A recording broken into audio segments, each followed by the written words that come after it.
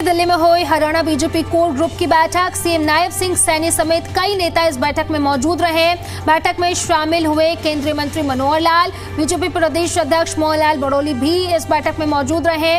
नगर निगम चुनाव को लेकर के भी रणनीति इस बैठक में बनी। बैठक में बजट को लेकर भी चर्चा की गई।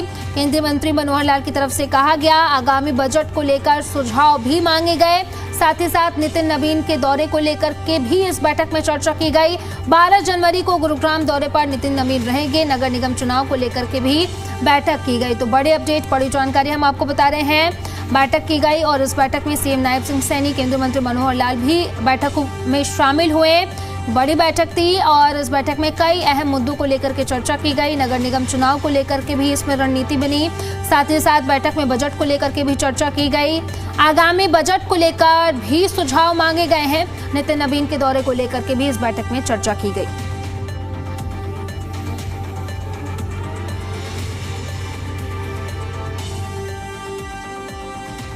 देखिए, आज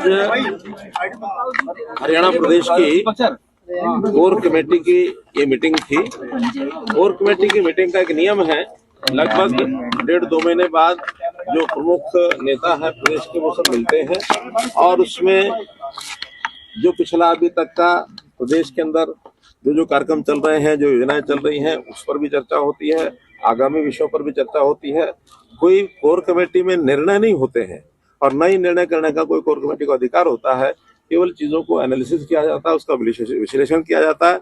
हाँ, इस बार चूंकि बजट अब आने वाला है तो मुख्यमंत्री जी ने बताया है कि बहुत से वर्गों से, बहुत से स्थानों पर जाकर बजट के संबंध में कुछ बातचीत आई है, सुझाव आया है। कोर कमेटी के सदस्यों को भी कहा गया है कि उनके भी कुछ सुझाव होंगे तो वो बताएंगे।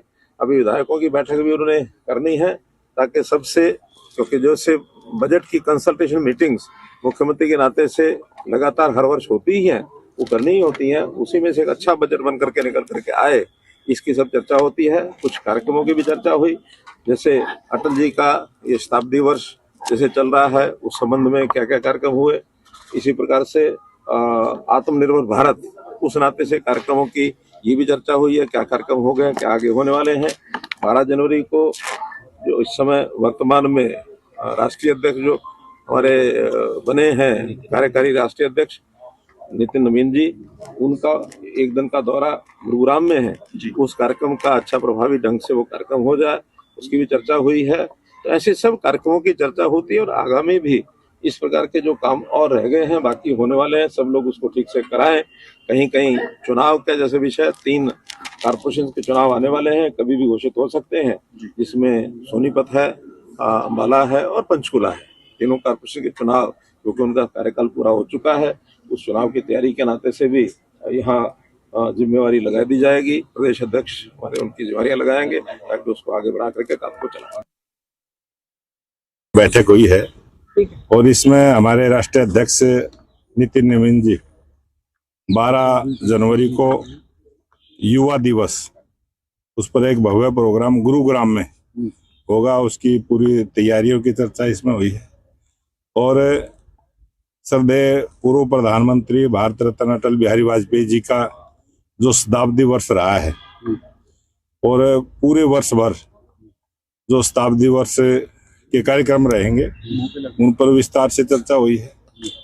और आत्मनिर्भर भारत किस प्रकार से, और बहुत सारे प्रोग्राम पार्टी के चले हैं, आत्मनिर्भर भारत बने। और हमारे जो बहुत सारी इकाइयां हैं, स्थानीय निकाय है, परिषद है, पालिकाएं हैं, बहुत सारी ऐसी संस्थाएं हैं, हम फोकस करेंगे कि उनको एक टारगेट देंगे ताकि वो सभी संस्थाएं आत्मनिर्भर बने। और जिस प्रकार से जीएसटी में बदलाव हुआ है उसका लाभ पूरे देश को मिला है, उस पर चर्चा हुई है। और जो पूरे देश में SIR की प्रक्रिया चली है और ये हरियाणा प्रदेश में भी चलेगी, उससे पहले ही भारतीय जनता पार्टी BLA 2 की नियुक्ति करते हुए अपने बनेगी और हम उस कमेटी के माध्यम से नाम लेंगे। और पूरी तैयारी के साथ जब भी 2026 में निकाय के चुनाव होंगे उसमें पार्टी की भागीदारी रहेगी। और भारतीय जनता पार्टी का जो काम करने का जो सिस्टम है हमारा, बूथ से लेके और प्रदेश स्तर तक की जो इकाइयाँ बढ़ेंगी और इस प्रकार से भारतीय जनता पार्टी पूरे वर्ष भर के जो कार्यक्रम चल रहे हैं उन पर चर्चा हुई है, और जो स्थानीय निकाय के चुनाव है उसको लेकर चर्चा हुई है, और जो सरकार की जन कल्याण की योजनाएं मुख्यमंत्री जी ने लागू की है। अब तक जो हमने संकल्प पत्र में जो 57 जो संकल्प पत्र में कही गई बातें थी वो माननीय मुख्यमंत्री जी के नेतृत्व में पूरी हुई है, उसका मुख्यमंत्री जी का धन्यवाद।